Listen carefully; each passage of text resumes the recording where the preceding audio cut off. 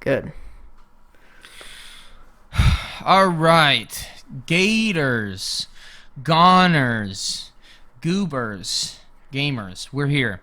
This is episode 56 of the Overkill Podcast. I am your host, Iron Meta Frankie, and I'm here with Kirby K10, baby. Sheesh. This episode, we have some political stories related to gaming. And so we're going to kind of mix those in with our normal kind of more positive regular gaming news to try to, not just only be a political pod. I think everyone that listens might infer based off of our takes that we probably lean center right. And, I lean center left on a few issues, but other than that, yeah, I guess we'll go ahead and get into it. Do we want to go ahead and cover Borderlands 4? Yeah. So, Borderlands, it's a series that I have not played, but maybe I'll have to try out this new game that's coming out. It's Borderlands 4, baby. They had the official launch date trailer come out 2 days ago, and it is coming out September 23rd, 2025. To me, it looks interesting. I get a very much like if Destiny was in like Mad Max, that's the kind of vibe that I get from Borderlands. I've seen gameplay for 2 and 3, but I've never really, I don't know, it's just been a game I've never been interested in. I don't know how you feel about it, but Yeah, so I know we were kind of talking about the story before we started the pod. I've only ever played Borderlands 2, about halfway through, and it is a fine game. I'll say it tends to be a little sparse and a little boring, so I played it on harder difficulty. If you go on the official launch date trailer and you look at you go to 40 seconds, you'll kind of see like an enemy get killed and then like a reload while an enemy just walks back forever and then it gets shot in the head. And so like to me, the enemies have always been way too sparse. The game is kind of a sleeper. But that's just me, and I know that's a really, really unpopular opinion. But yeah, I don't know. They're fine games. I think now that my friends and I have all kind of grown up and we're kind of spending less time gaming together and more time in real life, I probably should play these single player games. Probably once I start streaming, I will, just because I'll need some content and something. But yeah, I'm not a gigantic fan. Did we cover like how odd it is that they always release a bunch of trailers like way early? no, I to me it's just weird that they even have like a launch date trailer. Like I don't know. I mean, I get the idea. It's just like more marketing for the game, but I like how it's just a trailer all about the launch of the game and then just some like random gameplay. I mean, maybe it shows off some stuff that they haven't shown before, but uh, I don't know. I think it's interesting that they basically just added or you know made another trailer off of the launch date, but Yeah, I don't know. I guess Borderlands always gets a lot of hype. In theory, it should be a game I like. Now, I don't. Here's something I didn't notice. I don't have the dislike extension on, but there's only 10,000 likes out of almost 200K views. isn't that pretty Um, good? I guess so. I guess you can actually swim now instead of dying in the water. So there you go. Yeah, I get. Well, Oh, people in the comments are positive. So okay, okay. yeah. All right. Hmm. Well, I guess it is good. I don't have the dislike extension because I'm not a huge fan of extensions. But um, yeah, I don't know. Not really our style. And I'm not a big fan of like the futuristic theming. I think You and I both agree it's like Mad Max Destiny. Mm-hmm. Yeah. Yeah. Guess we can move on. Anyways, yeah. Yeah. So there has been some big stories this week about the Battlefield test servers that we talked about last week. One of the biggest stories is that in order to get into this, you have to fill out a survey where you tell them what you identify as, and the field is a blank field. So that can mean you can put I identify as a wolf, a fox, a tomato, An attack helicopter. World War II Sherman tank. Yeah. And then they also ask your race. So it's not unusual for test servers. And I've done this for mobile games, mostly for the Supercell games, because I'm a kind of a big fan of Clash Royale. But it's not unusual to have a survey to get into a game. But what it does say is they mentioned filling out the survey does help your chances of getting into the game. And I do imagine the more outlandish and crazy answers you give, probably the more likelihood you have to get in. And I don't know if you agree with me, but I think if you put that, like, I identify as, like, a leopard and that, like, my race is, like, indigenous American, you'd probably have a higher chance. But maybe I'm reading too much into it.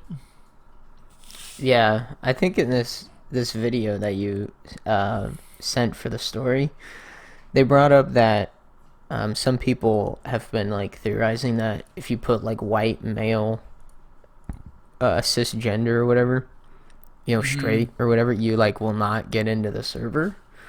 But if you put like black, lesbian, and just like all the different terms that are all the buzzwords. Yeah, you'll get into the server guaranteed. Which I mean, whatever.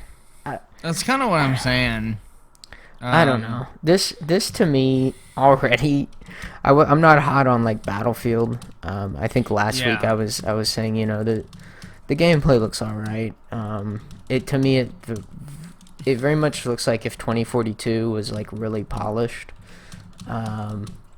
Which I mean, I think at this point they've kind of gotten the game to that state. I haven't played it in a few months, but it looks like a more graphically intense 2042, and that to me that doesn't really sound very fun. And then you add on to this like all this DEI stuff. I'm good.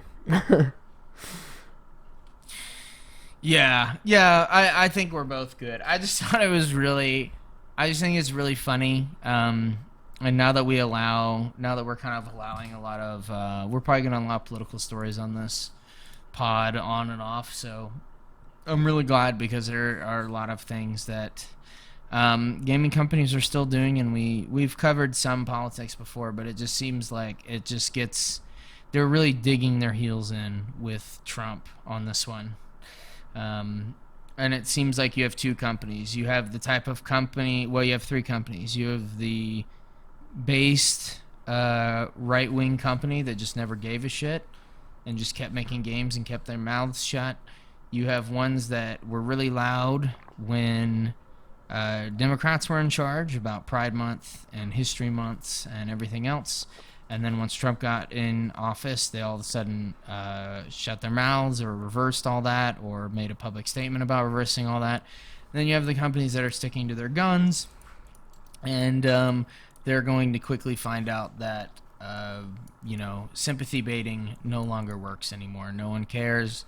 Go cry. We're making fun games, and if those games have diverse characters that are good, we'll play them. If it doesn't, we won't play them. And that's how it's going to work. Yeah. Yeah, I mean that's kind of what happened with Facebook. I know they've been changing all their rules now to like allow more freedom of speech, and then obviously X got bought up right before Trump got in office, and so he's been, well, I guess like a year ago or so. So like he's Elon Musk has been like fixing the free speech issue, at least online, for quite a while. So Yeah, I'm a huge fan of I'm a huge fan of X at this point. Um, not because of like what exactly everyone says on the platform, but just the fact that you can say basically anything. I mean, I have a few alts where I've like tested the system both left and right, and you can basically get away with anything, short of like breaking the law.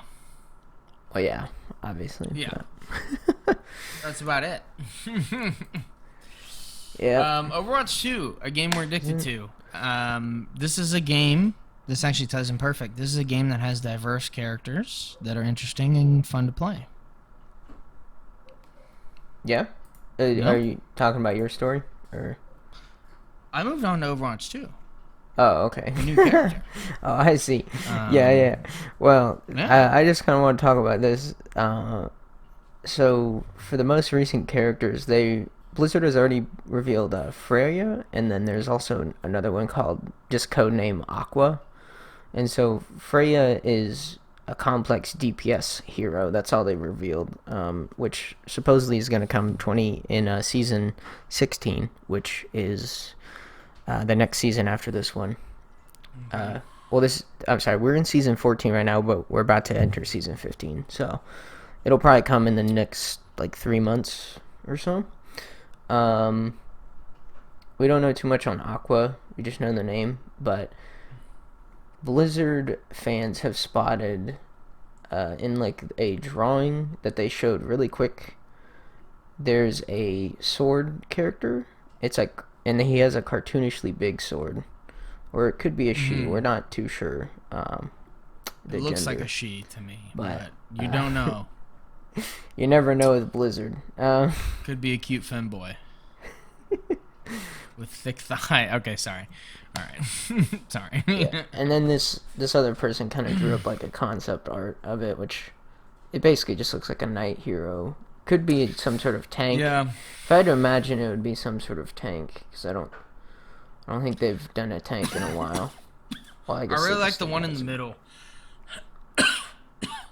Yeah, that's probably the coolest. It's done design. really well in like Overwatch's art style, where like the first character has like a giant lower body and like real short upper body with like big thighs, and then the one on the very right is like kind of even, and then the one in the middle is like really in Overwatch's style with like the over exaggerated, leg size with like the over exaggerated shoulders.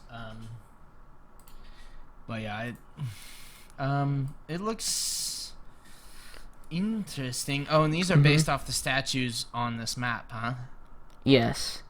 And then lastly, I wanted to conclude. They made a video called Season 15 and Beyond. And in this video, they kind of just go over some updated rank changes. So for this year's competitive season, you can get this, I don't know, like this Celestial camo. If you play enough competitive games to get the competitive points. It looks really good. And then also you get different player portraits based on your rank. You also get little charms based on that. And then toward the end of this trailer, they just out of nowhere they dropped that you'll be able to finally get loot boxes again. And the loot boxes are even better this time because I don't believe you can pay for them. And they have duplicate protection, and they also have reroll protection, so you can reroll them if you don't get what you like.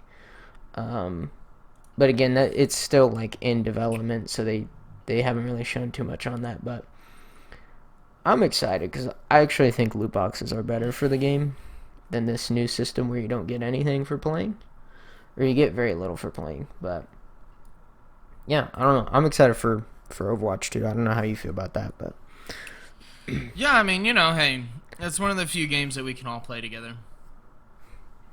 Yeah. I'm sorry, did I cut you off at the beginning there? No, you're good. I'm excited for the loot boxes. I never thought I'd say this. It is a shame you can't buy them, which is nuts. But given today's paying, payment climate, it seems kind of surprising that you can't buy them. It's really crazy, but Yeah, it makes sense. Though. Does- I don't think they want to extract money, so yeah, it does make sense. it makes sense. Like if they did that, they would get so much blowback from people who are like, "How dare you have gambling in your game?" But Yeah, again, like they did the first time. Although yeah, the first time they were actually the ones that really popularized that, I think. yeah. Although they were, Well, I think compared to other loot boxes, they were better. They were less. They were less egregious. They didn't affect gameplay, and you could also just earn them by playing. And if you got duplicates, you got cash back that you could just outright buy the items with. So I don't know. I feel like it was better. But we can move on. yeah, I guess so. Let's stick with Blizzard. Blizzard artist. His full name is Kyle Jacob Hickey. He posted on Facebook to kill your local MAGA. Very lovely that he threatens violence against people. I thought he would be an open-minded California liberal, but apparently not. He wishes death upon those he disagrees with. And I don't know if he still has a job. To be real with you, it's just always funny whenever you have the guys that call out hate and violence, calling for hate and violence. So yeah. Yeah, this one's a yikes, bro. I don't know if What? Blizzard doesn't fire this guy. I don't know if I can. I don't know. I mean, I think it's a little cringe. Overwatch 2 though is like the only game that me and the boys can all agree on that we can play, and that no one has a problem with. And so that's kind of the thing. Is like, dang, if we bro. could get it to be like Counter-Strike, I think we would. Or hell, even like Valorant at this point. Oh, here we go. Someone has updated on the Blizzard Facebook page. Kyle Hickey is still employed. They will not fire him for his views. I'm always split on this because as someone who posts, who baits politically on my own personal social media, I never say I should kill people. That's insane. But I do bait with, politically charged statements that rile people up a little bit on purpose, and I don't entirely mean, and I don't lose my job. So I'm always really, I always kind of draw the line at threatening violence or threatening loss of life. I don't know how you feel about that, but Yeah, I I mean, feel like there's a strong line there. yeah, I mean, whenever you're talking free speech, there's always going to be some sort of line I think that you have to draw. Because like if you're a free speech elite, like whatever you call it, like advocate, or like these people who like think that there should be like no rules on anything, you're basically like an extreme libertarian where it's like you want no sort of barriers or government or anything. You basically want pure anarchy, which I mean, I don't think it's a great system either. But Not I think particularly, no. I think like you should be able to say whatever you want as long as you're not like threatening people or yeah, I guess just threatening or causing harm, I guess. But And I fully agree. I'll admit to a crime because the statute of limitations has expired. Actually, I don't know if it's a crime or not. But there was this guy that was a friend of a friend, and we went and hung out. And whenever we hung out, we were at, I guess I can say this. Yeah, we were at a Ren fair, and he had given me, I had an alcoholic drink, and I went in to look at stuff with another friend, and this other guy and another friend that I'm not super close with were out there.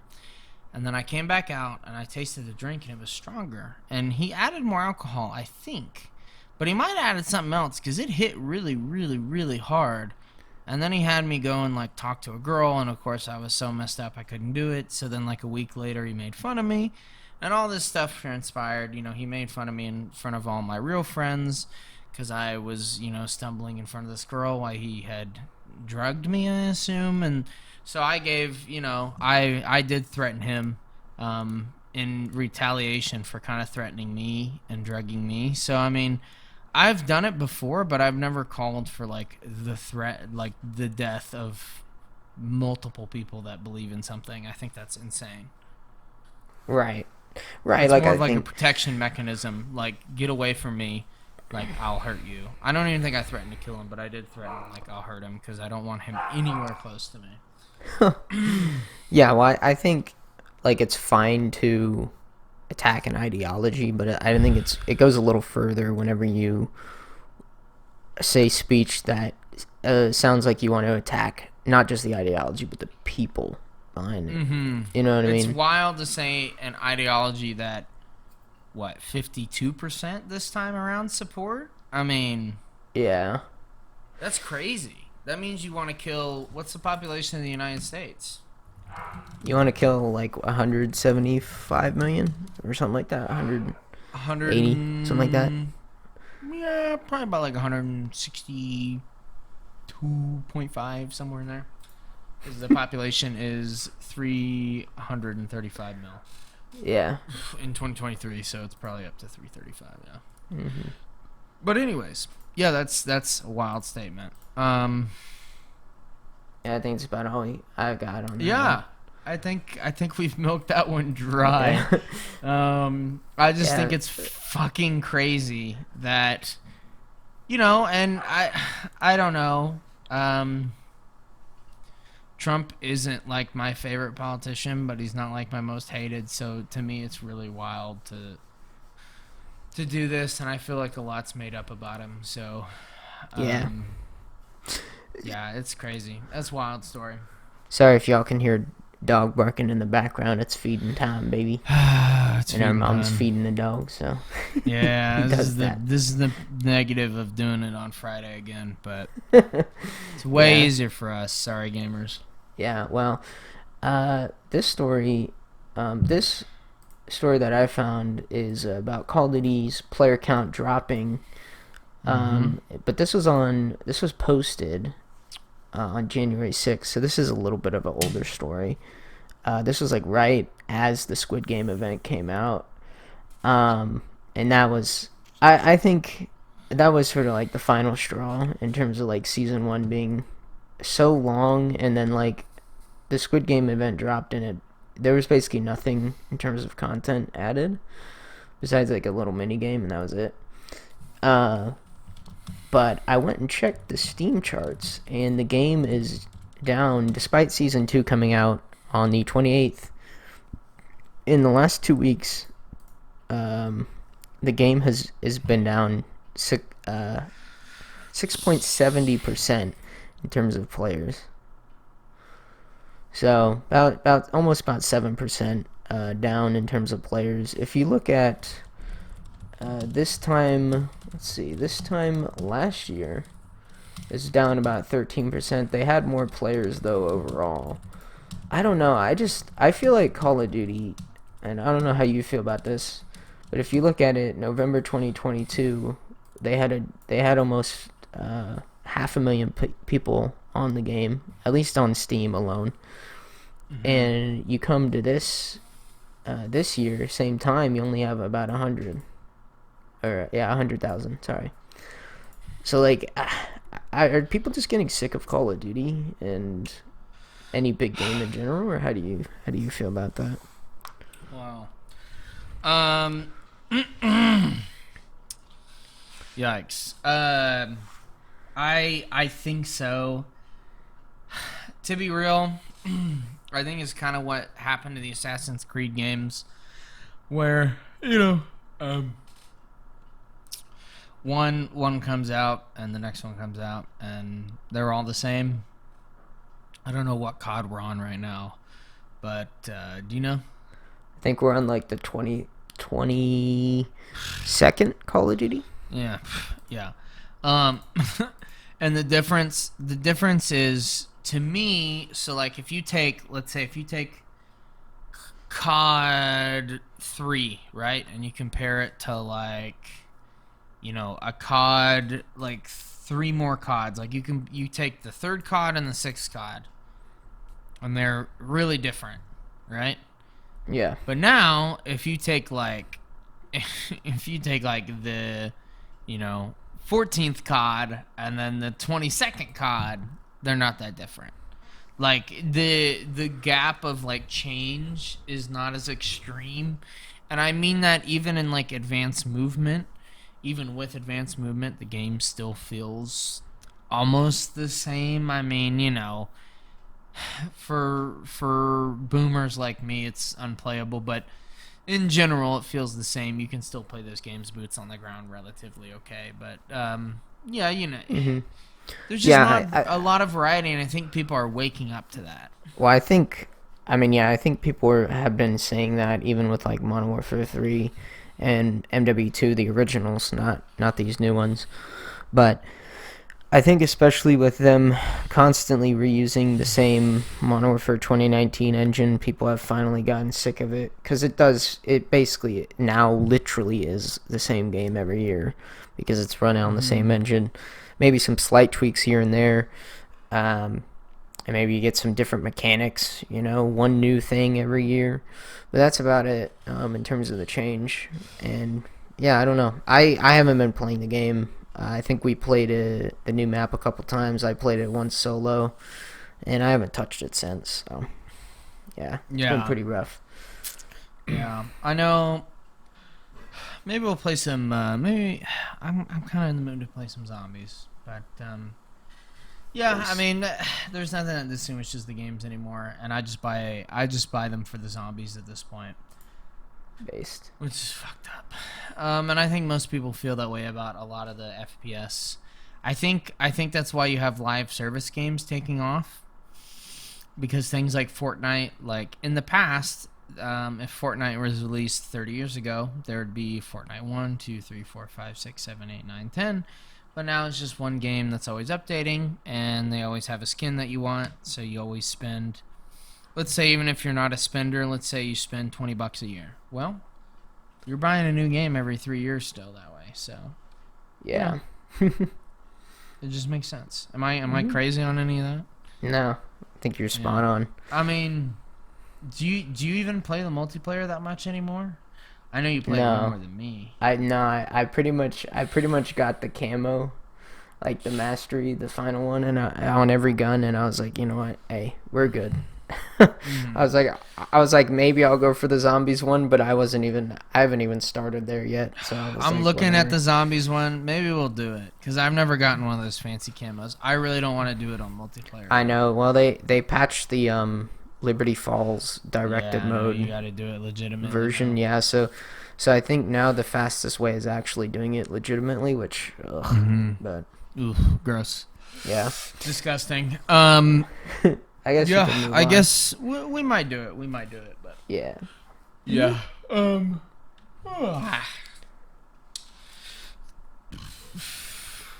Well, this is our final story. And this is probably our most politically charged. Google, now that Trump is elected, has removed on their... Well, first off, this isn't covered in this story, but they have... The Gulf of Mexico now shows up as the Gulf of America for everyone in America, and shows up as the Gulf of Mexico for Mexico. And then, for every other country, it shows up as both, which is standard practice for Google, apparently, because countries rename landmarks all the time. There is a governing body that determines the name for everything, but sometimes countries decide to make their own rules, and this is the first time that the U.S. has strayed outside of those government rules, and they've renamed their own thing. So this is our first time doing that. But they have also removed Pride Month, Black History Month, and Native History Month from their calendars, which has sent Twitter and, of course, the super left platform Blue Sky. And I can understand why a lot of these leftists are freaking out. I really can. But have they ever considered that events and months like this make the average person annoyed? I mean, we know that Black history is part of American history. We know that Native history is part of American history. And we know that Pride is also, in many ways, a part of history, for better or for worse. So having these months really just points out our differences and doesn't bring us together. And I feel like that's not a crazy take. I know today that'll get me lynched in the streets, but I'm curious on what you think of that. No, I think this election really showed that. I think all of these like ideologies of pride or helping out the indigenous people or whatever. I don't know. All that weird left stuff.